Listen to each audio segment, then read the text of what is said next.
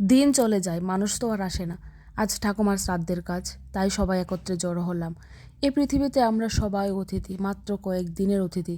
ইসলিয়ে জিলো জিন্দেগি, কিয়া পাতা কাল হো না হো। এই এত বড় অতিথিশালায় আমরা মাত্র কয়েক দিনের অতিথি।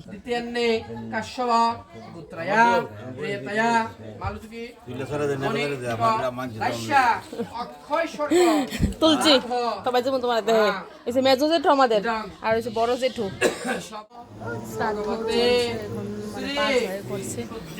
বড় জেঠু, বাবু, মেজো কাকু, তারপরে কাকু, তারপরে কাকু, আর একদম বড় জেঠু কমপ্লিট হয়ে গেছে। করবে ছয় ভাই তারা মুখ।